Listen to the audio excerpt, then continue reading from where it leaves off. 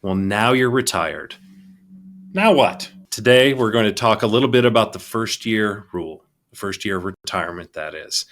And just to make sure that you are strategically prepared, not only planned financially, but also emotionally. Let me grab Walt and we'll dive on in.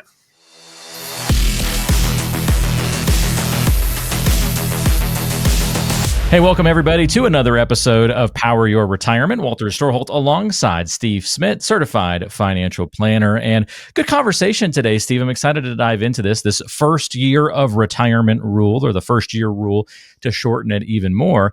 It makes a lot of sense to me before we kind of dive into some of the tips that we have for people, but it makes a lot of sense that we want to maximize or make the most of that first year of retirement. It's a big year of change, right? Oh, it's huge.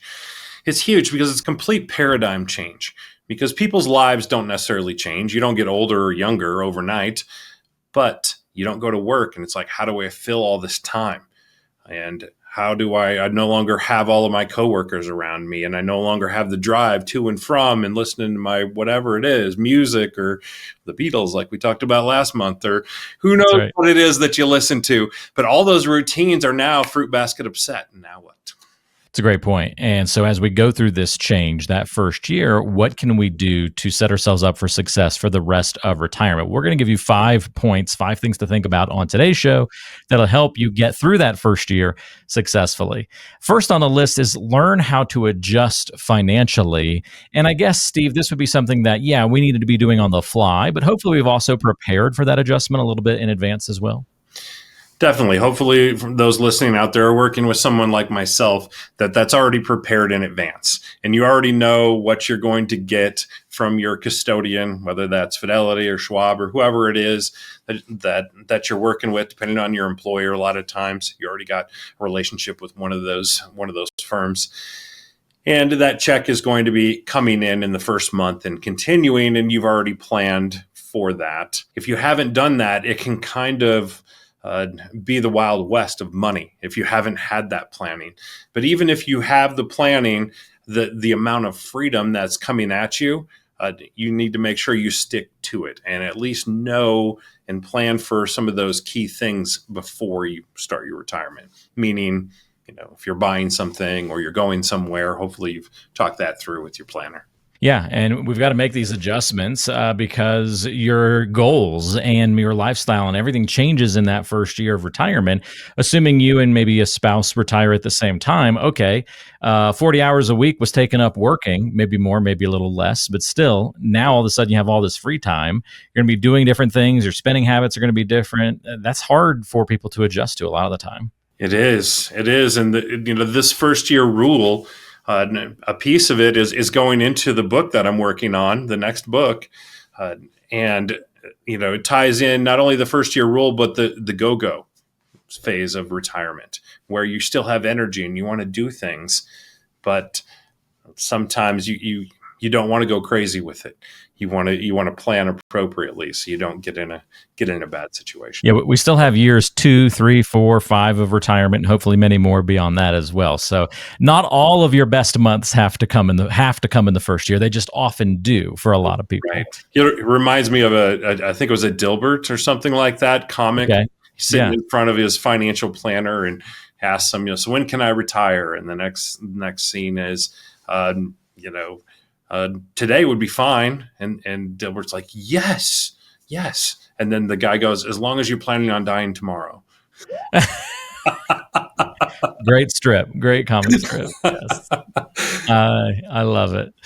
All right, let's get to number 2 here, Steve. So here's what you need to know about that first year of retirement. Next thing is to establish a sustainable income plan or a withdrawal strategy. If you haven't done that in the pre-planning process, got to do it in year 1. Yes, hopefully you've got that withdrawal strategy and also some of and I'm going to use some fancy words that if you don't know, reach out and we can talk about.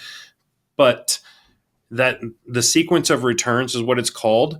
You need to have that strategy in there, meaning that you got to have your portfolio set up because you don't know in that first 1, 3, 5 years, are they going to be good years in the market or bad years in the market? And the success of your strategy, depends on really what happens in that first big chunk, even out to 10 years. And you have to plan appropriately for, some potential bad years right out the gate, so you don't get, started on the wrong foot, so to speak. Yeah, I think that's a really fantastic point, and it goes hand in hand with that learning how to adjust financially. Hopefully that's a lot to figure out in your first year, so hopefully this just underscores the need to plan for these kinds of things in advance. Right. Which, by the way, if you haven't gone through this sort of planning process before and you'd like to talk to Steve about how you can improve your financial situation, your financial planning, and ultimately your retirement plan, check the description of today's show. That's where we've got a link where you can book a visit with Steve and the team to see if you're a good fit to work with one another, where some of the gaps in your plan might be, and how to move that needle. So again, just check today's description and you should find that link pretty easily. You can also go to powerupyour401k.com for more information as well. Third thing we want people to do in that first year of retirement, and this one is legitimately, I feel like, a first year task, because a lot of people might not have the time, the energy, or even really the realization of the time that's going to be on their hands once they hit retirement, Steve, and work is sort of taken away from their daily schedule. But this next tip is to pursue a purpose in that first year. Don't just sit on the couch and be a couch potato, right? Look for new purpose in your life. Yeah, this is the hidden one that nobody thinks of. Now, when I'm working with clients, I'm talking to people long before they retire about this, because it's so critical. It's more critical than the withdrawal strategy and having enough money, not running out of money. And if you ask people, they never come up with this one. It's always, what's my number? Like the old commercial with the number over everybody's head. I don't remember Yes. what company that was, but I thought it was funny. The point is that, it's not so much about the number and the withdrawal strategy and all this. Yes, those are super important, and that's what everybody wants to talk about. But this one is what I believe is the most important, because people can always live on a little less, or people can always spend a little bit more. But mental health is so important. That's what I really tie this to, because people their identity is tied to their work. Their friends, a lot of times, not all of them, but a lot of their friends, at least the camaraderie piece. Maybe they don't hang out outside of work necessarily, but you've got that camaraderie there. And those are, even if you don't call them your friends, they are, because you're doing life with them, right? So you've got all these things, and the calendar of how, whatever job you have falls, like, oh, we do this in the fall and this in the winter and holiday party. And all of that stuff is now just kind of gone. And there's this huge chasm that they've looked forward to their whole life. And it's like, after, of course, the fishing trips and the 3-month bucket list is done, after that's done, then it's like, oh, what do I do? And you wouldn't believe the statistics on depression for early retirees, and how that affects their health and their marriage, if they're retiring married, and their relationship with kids. I get to see the unvarnished. And just trust me, you don't want to be one of those statistics. You want to have this planned out as what is going to be your purpose when you retire. And it doesn't have to be for money. You might be financially free, so to speak, that you don't have to worry about money, but you still need purpose. We were born for purpose. We weren't born to consume.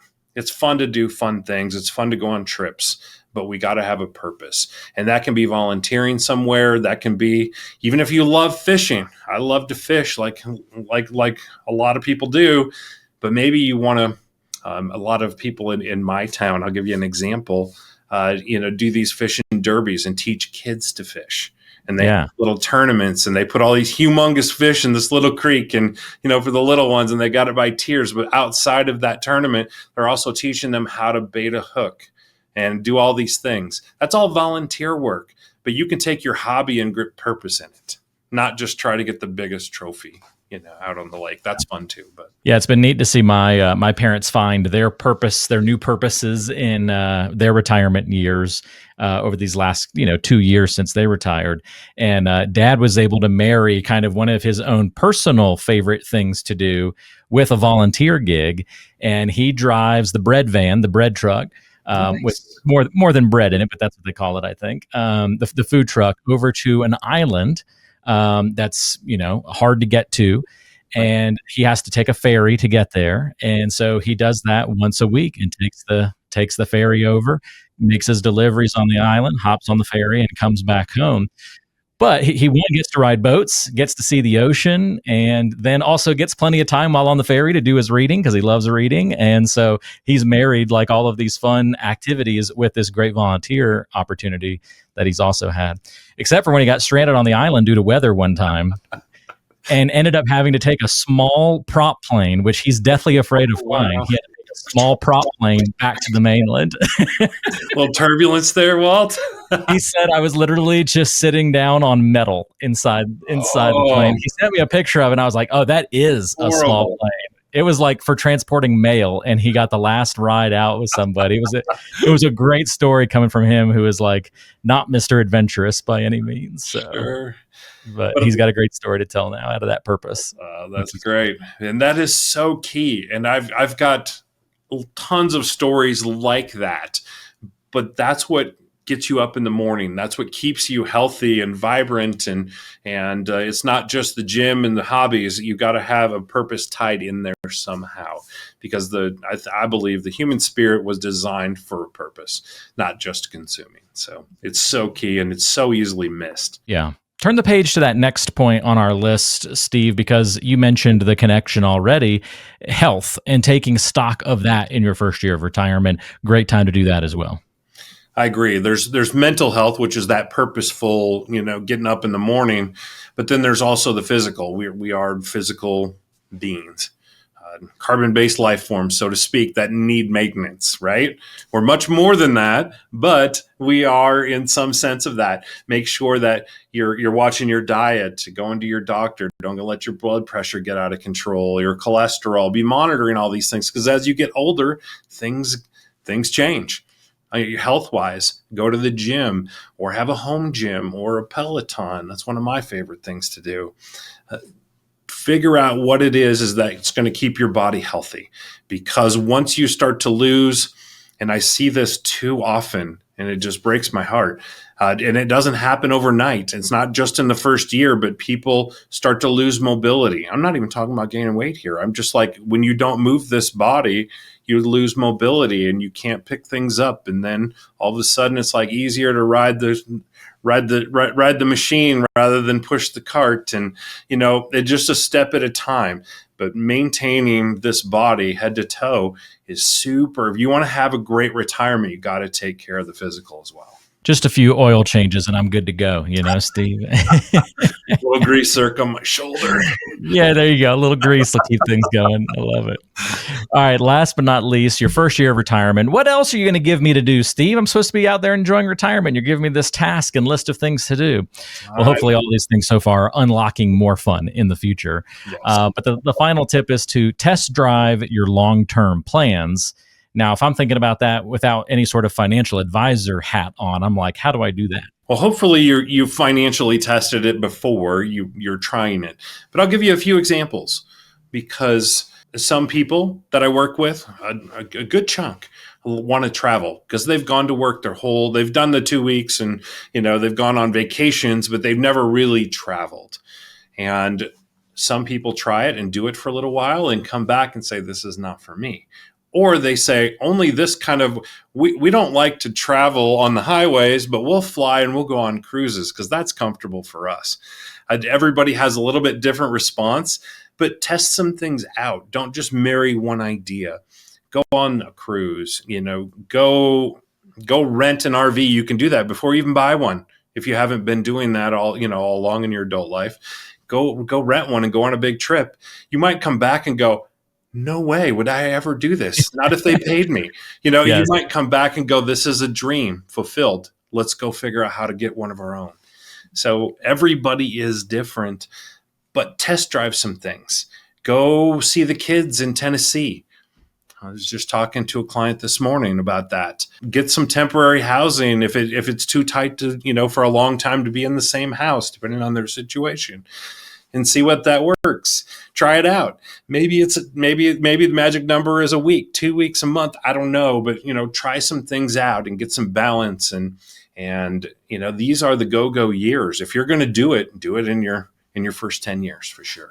It's a great one to end it on, because here's the bottom line. What we do in that first year of retirement is likely to echo into future years. So if we're overspending, if we're just sitting on the couch and not being active and working our minds and our bodies, if we're not taking care of things financially, if we're not thinking long term, well, a lot of the times that habit's going to carry over to year 2 and 3 and 4, and that's going to create problems. And so that's why we want to hit that first year of retirement ground running, making good choices out of the gate. Hopefully today's list has given you some things to think about.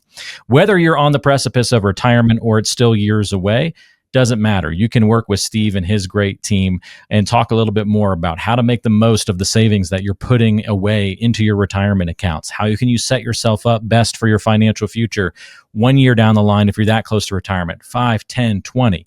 Wherever you are along that spectrum, especially if you're an employee of a publicly traded utility company, Steve has some great programs that are specific to the industry that help you take advantage of things that others can't get access to. And that's pretty cool. Don't have time today to tell you all the details about it, but definitely get in touch with Steve and he can walk you through the whole process. Again, link in the description of today's show to order a toolkit, to schedule a visit with Steve, and find out more about how to properly plan for retirement. Steve, great breakdown on all of this. Thanks for your help today. Well, you're very welcome. I'll just throw one last thing in there. If you're before retirement, it's a great time to work with a financial professional. I would love to work with you. But if you had not, you overspent in a first year, or you're a couple years in and things don't look quite as rosy in your estimation, it's not too late. It's not too late to get help. Good. I would encourage anybody along the spectrum to come in and talk with us. Yeah, maybe you've tried to DIY things through your first year of retirement. Maybe you're 3 or 4 months in and already shaking a little bit about how things are going. Great time to meet with somebody like Steve. So don't hesitate to do so and reach out. For Steve, I'm Walter. Thanks for joining us. We'll see you again next time on Power Your Retirement. This podcast is provided by Powerhouse Financial Advisors, an independent firm with advisory services offered through PG&E Advisory Services Inc., PAS, a federally registered investment advisor. The information provided is for informational and educational purposes only and should not be considered as personalized investment advice. PAS does not guarantee the accuracy, completeness, or suitability of this information for your specific circumstances. Investment decisions should be based on an individual's goals, time horizon, and risk tolerance. Past performance is not indicative of future results, and all investments carry a degree of risk, including the potential loss of principal.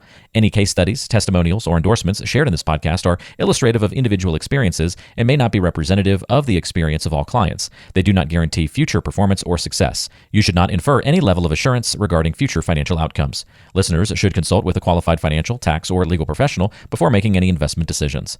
PG&E Advisory Services Inc. does not provide tax or legal advice. Be sure to consult with your tax and legal professionals regarding your specific circumstances. For a copy of our Form ADV Part 2A, which provides additional information about PAS, including our advisory fees and services, please visit PowerhouseFinancialAdvisors.com.